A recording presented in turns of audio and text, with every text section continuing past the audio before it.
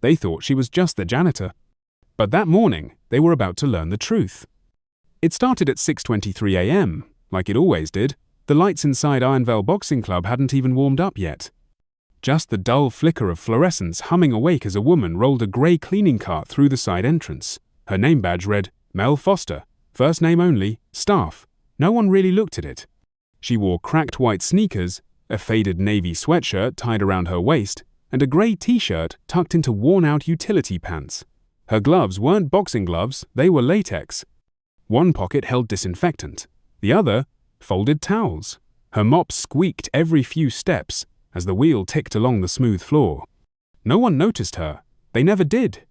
The early crowd was already trickling in men with protein shakes, women with gloves slung over their shoulders, earbuds in, gym bags dragging. All of them, too, focused on playlists and pre-workouts to care about the woman spraying down the mats they were about to sweat on. But when she stepped a little too close to the ring, just reaching out to wipe the edge of the platform where someone had spilled powder, that's when they noticed. Yo, someone barked, already grinning. Janitor's getting brave today. The voice belonged to Tyler Ty Grant, the self-proclaimed rising star of Ironvale. He had 6 local fight wins under his belt and walked like he had 60. Shirtless, gloves half-laced, he smirked as he bounced on his heels in front of the ring. You gonna mop the canvas while I spar, sweetheart? Laughter rippled through the gym. A few phones tilted, already recording. Someone near the free weights added, Careful, she might sanitize your ego while she's at it. Ty pointed a gloved hand at her like it was part of his warm-up routine. You want a round? Promise I won't bleed on your mop. Mel didn't answer. She just wrung out the towel in her bucket, wiped the remaining chalk dust, and moved along the edge. But the jokes kept coming. She's part of the new janitor program, right? Clean the sweat, then collect the bruises. Call it mop and drop, round one's free.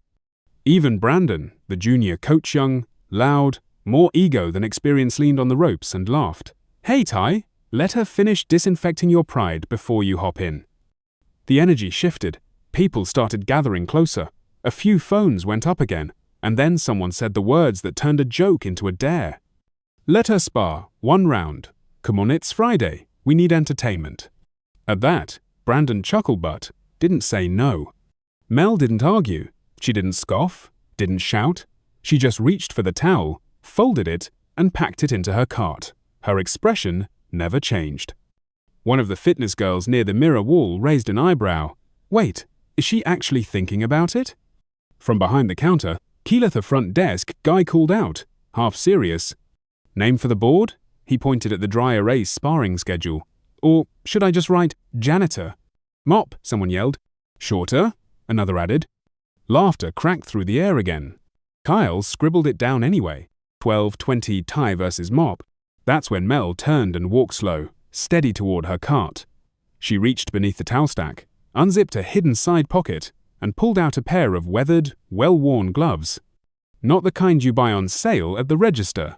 These had history, the kind of gloves that had felt blood, tape, and time. The room stilled, just for a second. She didn't say a word, just walked to the side of the ring and stepped up without hesitation. Yo, this is gonna go viral, someone whispered. Someone cue the Rocky theme, another joked. Ty was already performing, hopping in place, flashing a cocky grin. I'll go easy, he called out. Wouldn't want you quitting before you finish the round. She stepped into the ring. Still no words. Still no emotion. Her badge still clipped at her hip, sweatshirt tied at her waist, gloves dangling in one hand. She knelt beside the ropes, slowly began wrapping her hands left, then right tape pulled tight, deliberate, even. There was something about the way she moved, measured, methodical. One of the younger boxers nudged his friend and muttered, "She's calm, too calm." Another replied, "She's stalling. Bet she's never thrown a punch in her life." They were all wrong. As Mel finished adjusting the Velcro on her right glove and stood, the room leaned in. Phones lit up, feet shifted.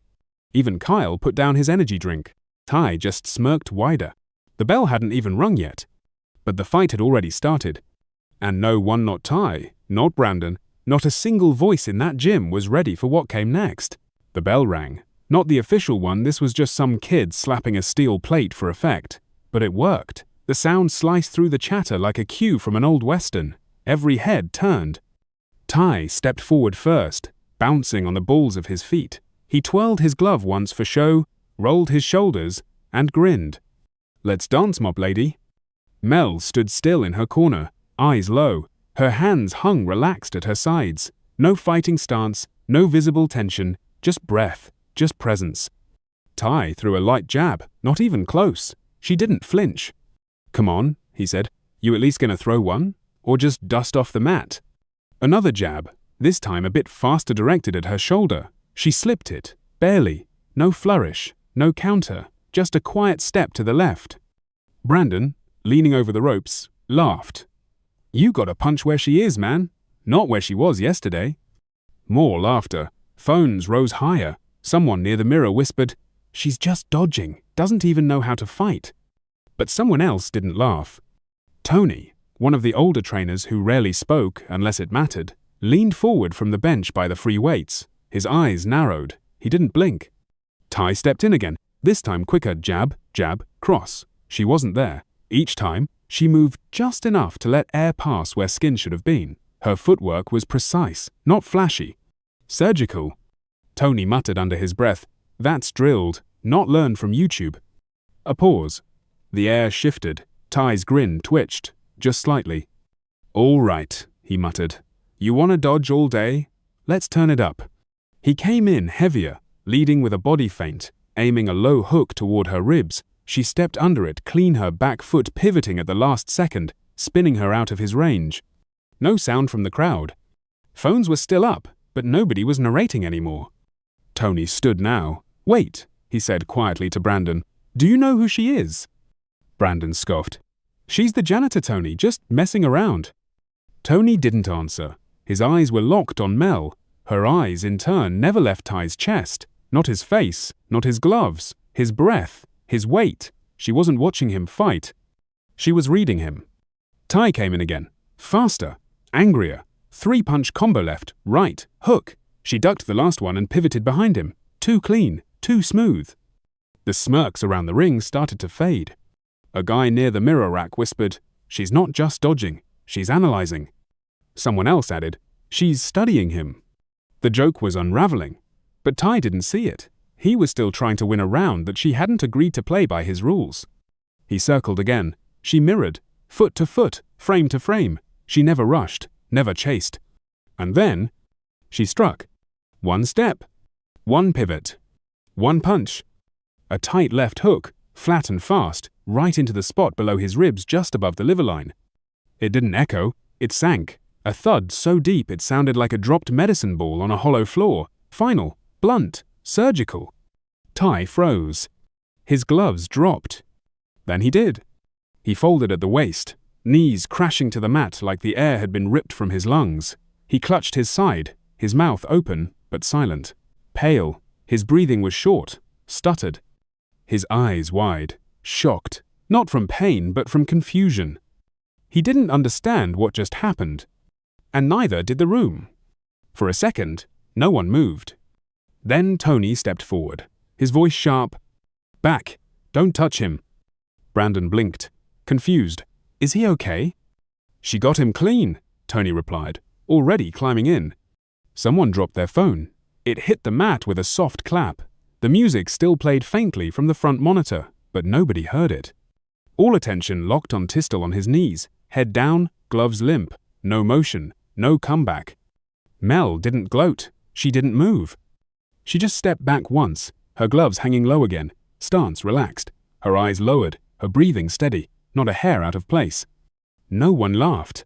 No one spoke. Phones were slowly lowered, one by one. She didn't look at the crowd. She didn't need to. The silence was louder than any cheer. Then, the front door opened. Coach Ben walked in. The air seemed to pull back, like it respected him on instinct. Grey, hoodie, steel eyes, no wasted movements. His presence shifted the weight of the entire room. He looked up, just once. Then said low, but clear, "Is that Mel Foster in the ring?" The moment Coach Ben spoke her name, everything stopped. People turned not toward him, but toward her.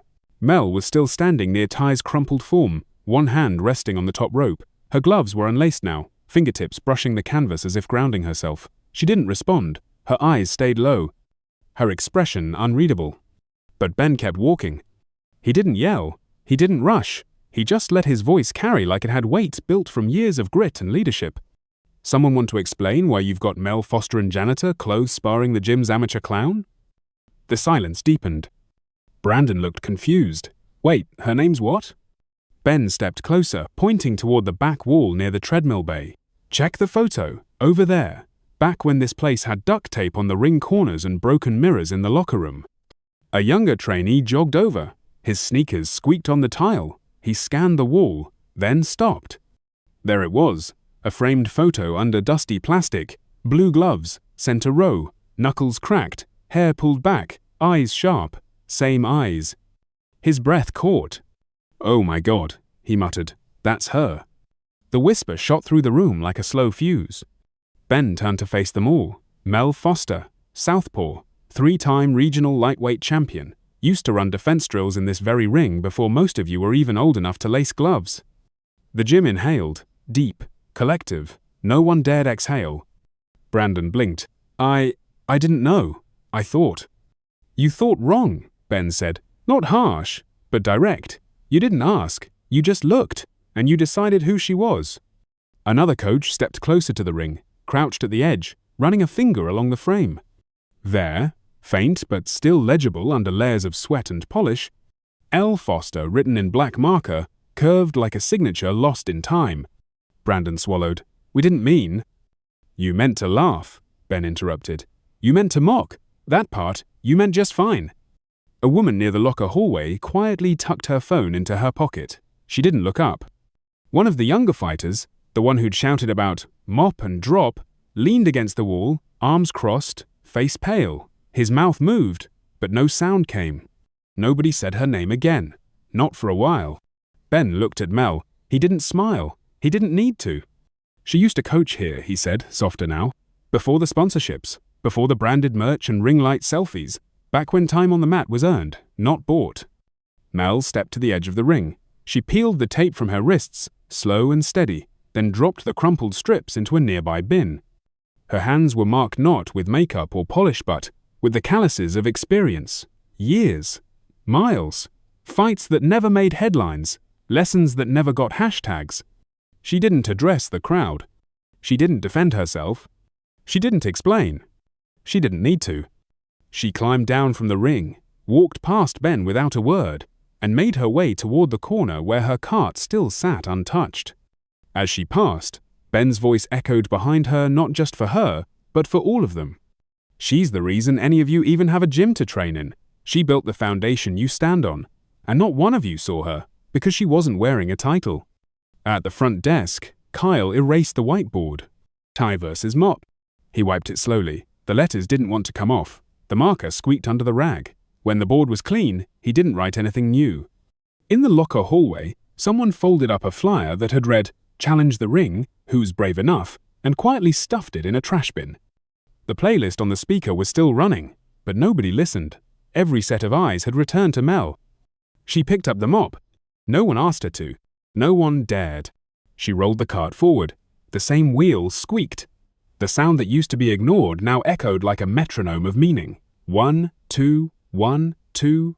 Brandon stepped back to give her space. His lips parted, like he wanted to apologize, but the words wouldn't come. She passed by him as if he were just another scuff on the tile. And for the first time since she stepped into that gym, nobody laughed. Mel didn't look back. Not when she passed the dumbbell racks, where the same trainees who had chuckled earlier now stood silently, hands frozen around weights they no longer wanted to lift. Not when she passed the row of mirrors, where just minutes ago phones had been raised like weapons of performance. Now, they hung limp at people's cider screens, dark, pride deflated. She simply walked. Her gloves, still damp from that one clean round, were slung over the mop handle. They swung slightly with each step, soft taps against her cart. No one tried to stop her. No one dared offer praise or apology. She wouldn't have accepted either. She reached the vending machines near the back corridor. Someone had left a half-empty protein shake on the counter. She picked it up, examined it, then tossed it into the trash without hesitation. No bitterness, no commentary, just duty, still cleaning. Kyle, who usually never noticed anyone without a membership tag, stood by the front desk, watching her. His mouth opened, then closed. He returned to the whiteboard. This time, he wrote nothing.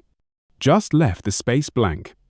Near the water cooler, a woman who had been live streaming the match earlier scrolled through her feed. She paused on the video. Her fingers hovered over the screen, then tapped delete. She didn't look up. Her expression was unreadable. Even the playlist had stopped. No one restarted it. The gym felt smaller, quieter, like the air had shifted. Mel moved through it like she always had, efficient, focused, and invisible to anyone who didn't know how to truly see. But now they saw her. Every movement was watched, not with judgment, but reverence, not with pity, but respect. Tony, the older coach, stood at the far edge of the gym, his arms crossed, expression neutral, but his eyes held something close to recognition. Not regret, just clarity. He nodded once as Mel passed. She didn't nod back. Most of the crowd had begun to drift off the mats. No one talked above a whisper. A few lingered by the wall of gloves, pretending to rearrange them, but really just trying to process what they'd witnessed. The sparring schedule remained blank. The ring ropes hung loose. The bell was silent, and no one stepped into the center of the mat. Mel paused near the back door. She looked toward the ring just once. The light above cast long, diagonal shadows across the floor, the faint outline of bodies no longer there, of expectations shattered, of silence earned. Then she nodded barely and walked out. The next morning, Iron Vale Boxing Club opened on time. The music was softer. The front desk had a new towel stack, perfectly folded. Someone had scrubbed the bench near the window before sitting down. And on the wall above the lockers, taped with a single strip of clear tape, was a piece of white printer paper. No color, no header, just a simple message typed in block letters. She didn't say a word. We heard her anyway. Mel Foster never returned. She didn't need to. Because what she did that day wasn't about proving anyone wrong. It wasn't about revenge, or attention, or validation. It was about presence, about knowing who you are, even when no one else does. About mastery that doesn't beg to be seen but demands respect when it's revealed. In a place built on noise and performance, she spoke in stillness.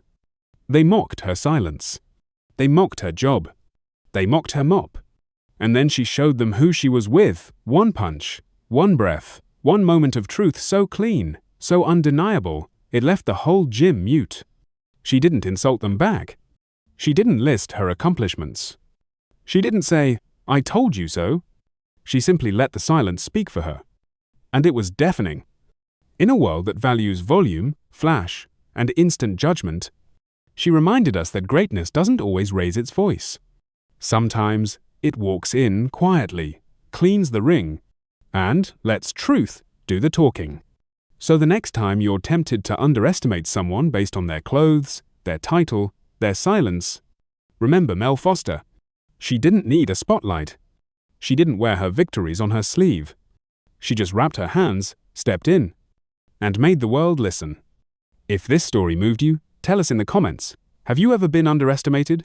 What would you do in that ring? And if you believe dignity doesn't need a microphone, just subscribe for more stories like Mel's. Quiet power is real. You just have to notice it.